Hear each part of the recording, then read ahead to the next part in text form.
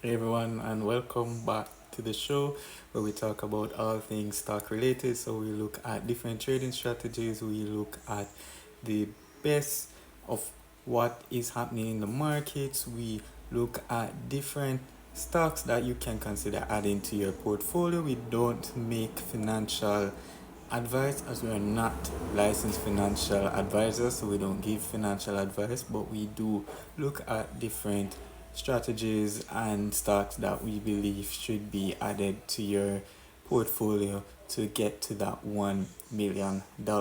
So, in today's session, what we're actually going to be talking about is how Bob Iger actually turned around Disney in 2 years. So, Bob Iger is actually the current CEO of Disney. So he actually ran the company from previously, and then he had actually stepped down, and then they had gotten another CEO to run the company during the pandemic, and he had actually built it up and created this large portfolio where he had diversified into cruise lines and hotels and all these other stuff.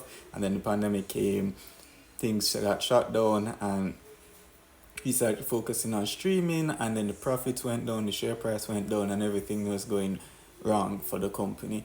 And so Disney decided to get rid of him, and they got Bob Iger. So we're actually going to just be looking at what Bob Iger did and how he went about doing it to actually turn around the company to right now having the company be generating actually a net profit of over 100% since last year this time, and revenues actually has been climbing, and so we're going to be looking at that. So Bob Iger actually is one of those CEOs who has actually known exactly what needs to be done, what changes need to be made. So the first thing when he came into office in 2022, which was 2 years ago, the first thing that he did was he said that streaming was not the right move for Disney.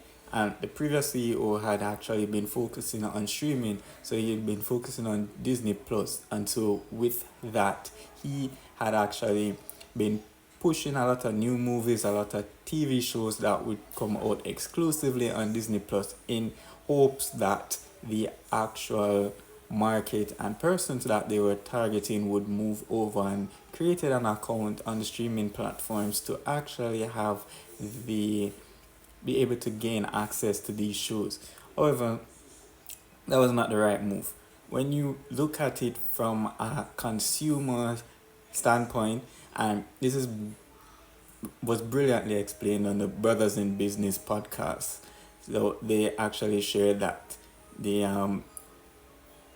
a part of marketing is to understand and look at it from the consumer's perspective and to actually speak to that consumer. And so for Disney, they were just looking at it from a company's perspective. And since Netflix and Hulu and all these other streaming platforms, Amazon Prime, were growing in actual popularity, they were really created as an alternative for persons who were tired of paying these high cable bills, and so they would be able to start a streaming service for about $10-15. They'd be able to pay for a streaming service and get access to a lot of their favorite TV shows which weren't being run on the cable anymore, and so they'd be able to get to watch these and reruns and be able to watch also new and exclusive contents. So that was how Netflix and Amazon actually grew. Now, with Disney entering the streaming game, first they entered it late, and then on top of that, they were not looking at it from a consumer standpoint. So, as a consumer, majority of them would be paying for cable and streaming services. Now, you have a few consumers who just have the basic TV and the connections where they get the basic packages, and then they'd have the streaming service separate, but a lot of them would actually have the cable plus streaming services. Now, when you add up the cost for these streaming services, it might be somewhere between $9 and $15 per streaming service. And if a consumer has about 5 or 6 different streaming services, so they would have like Spotify or Apple Music, they'd have Netflix, Amazon Prime, and other companies, and then to add Disney to the mix now would actually be costing them about the same as what the cable would have been costing them. And if they already are paying cable and then they are having like 4 or 5 different streaming platforms, it would be basically doubling the price that they're paying just to have access to old TV shows and new ones. And so because of this, consumers were not really in favor of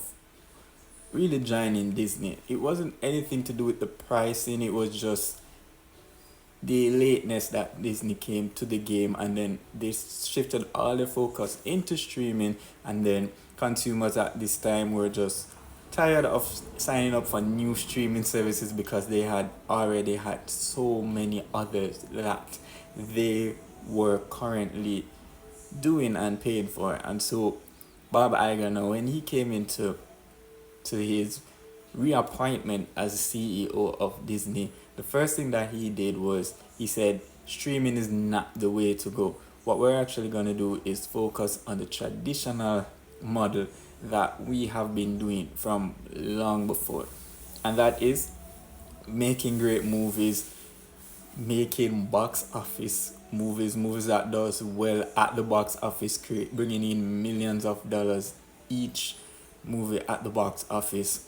And he delivered. So in 2024, the direct to consumer streaming services was actually losing about $1.5 billion in 20 quarter 4 of 2022. And then by this current quarter 2024 quarter 4, he actually had turned it around and now is generating $300 million.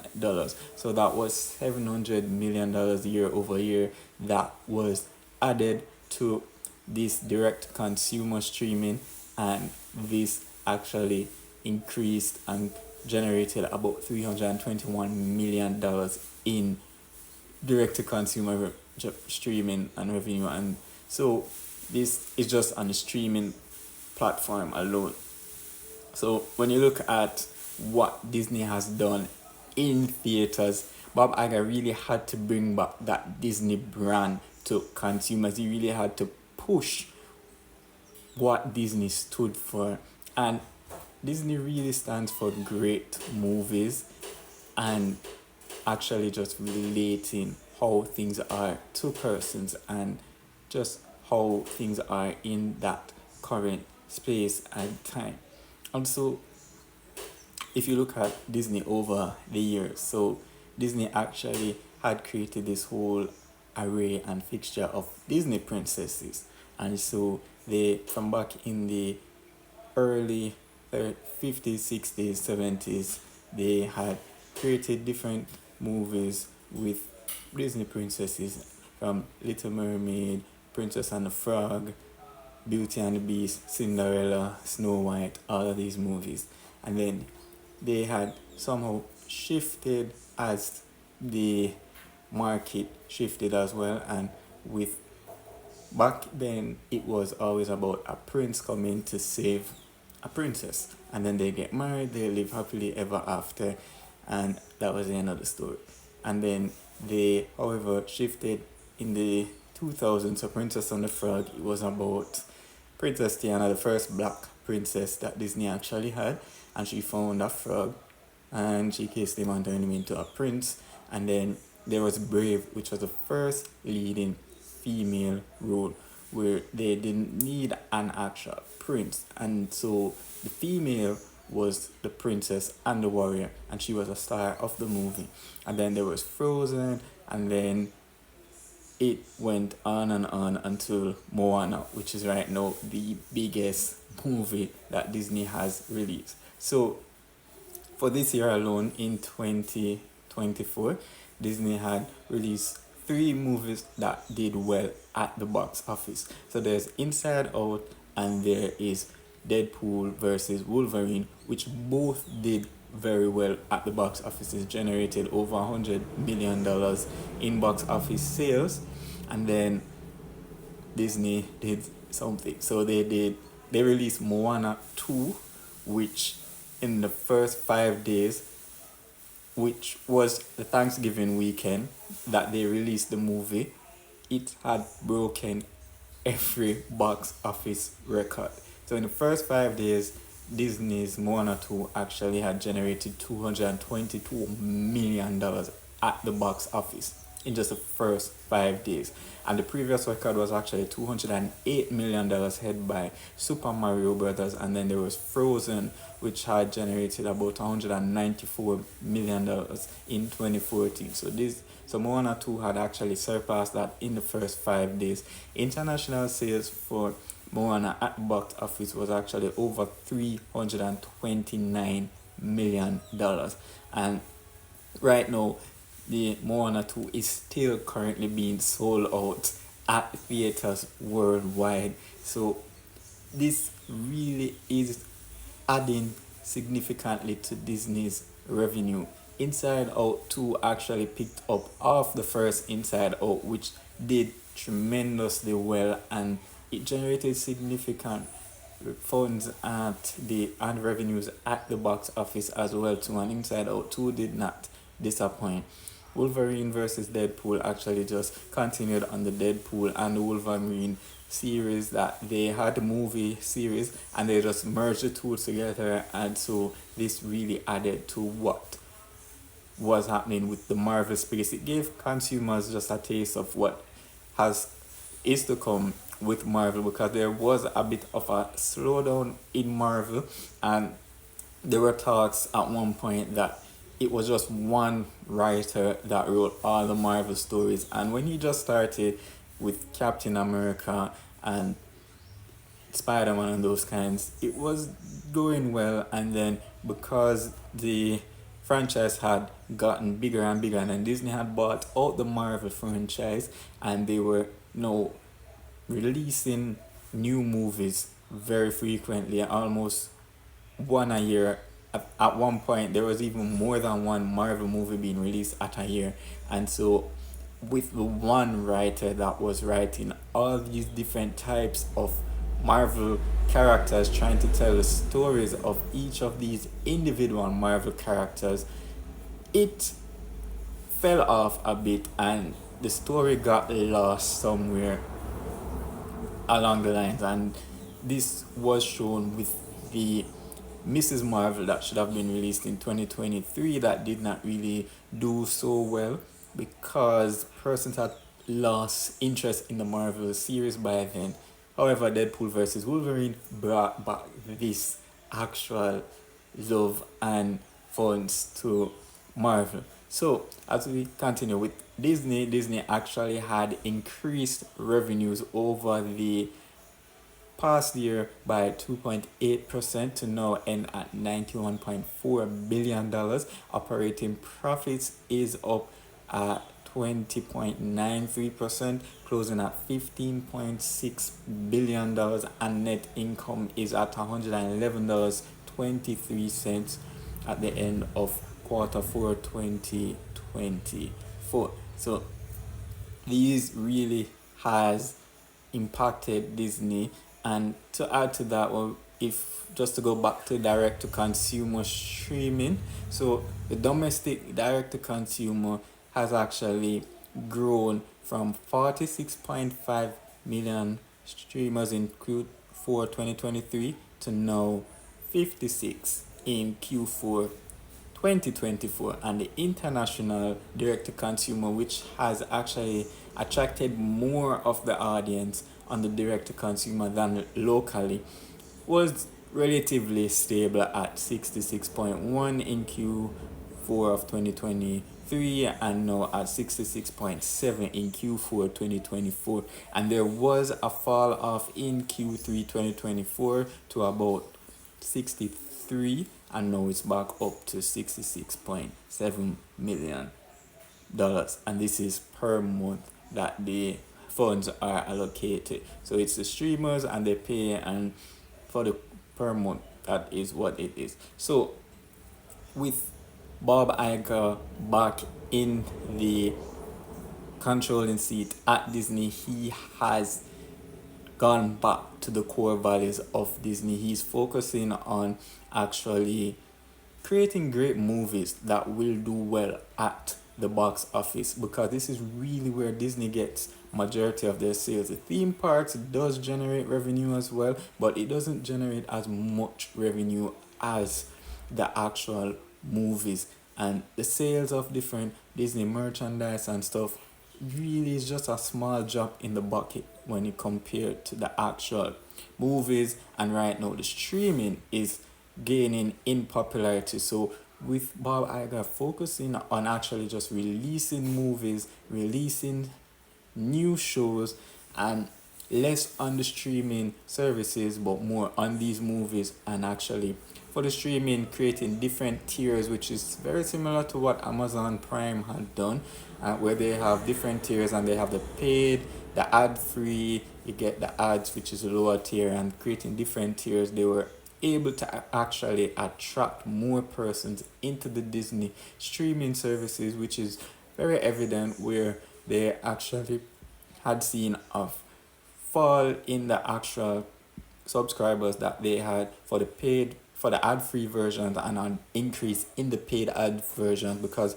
consumers really, some persons really would love to keep having access to a particular product or a particular streaming services, but if they are able to get it at a cheaper rate, they would rather have ads where they are seen and know that they can get that access, and they just have to watch maybe one or two ads at the beginning or at the end, which is similar to when you go to the movies and you show up early and they run movies, previews of other movies that are gonna be coming in the future, and then at the end they have the credits, and if you're there long enough they probably run other movies that will be coming as well too. So it's pretty similar. And so with that, Disney has been able to grow both their streaming services and get back that value and that knowledge and that love in the streaming services. So as we look towards Disney stocks, now the share price actually had opened the markets on November 26, 2024 at $113. And this is very significant because Disney has been struggling over the past 3-4 years. And so at $113, the share price has actually increased about 25% year to date. And so this really has just shown that consumers, investors have actually shifted their focus and now are seeing Disney as a value stock again, and not so much as a company that is struggling and as a company that is a bit blurred and unsure of what they're doing, and it's just the name that is really running it. But right now they're seeing Disney as a company that will grow in value, and they'll continue making movies that will appeal to the masses. And Disney attracts movies from kids age 8, 9, 10 all the way up to adults, and they have such a wide array and variety. It really shows that Bob Iger has turned the company around in just his 2 years of his reappointment. And so there's only greater things to come from him. And as he continues on this trajectory, his actual state, he's even bringing back some of the old classics like Fantastic Four and Tron Legacy. He'll be bringing these movies and series back in 2025. And so if you want to know more about what's happening, just check out Disney's website, where they actually have a list of all the movies, TV shows, and different events that will be happening for 2025 on their website. So you can check that out. So that's really all for today's video. So thank you guys so much for tuning into this episode, and I do hope that you like it. If you do, feel free to give us a thumbs up or a heart wherever you consume this material. Share this episode with a friend who you believe will be able to benefit from this. Have that discussion with them, rewatch the video so that you can actually learn more about what's happening, and feel free to leave any comments down below, whether you're unclear about something, whether you just want to share your love, or you just have something to say. Feel free to leave it down below. I love when you guys leave comments and I will respond to them. And also subscribe to this channel so that you do not miss out on any new episodes as soon as they are launched. Until next time, take care. Love you guys. Bye.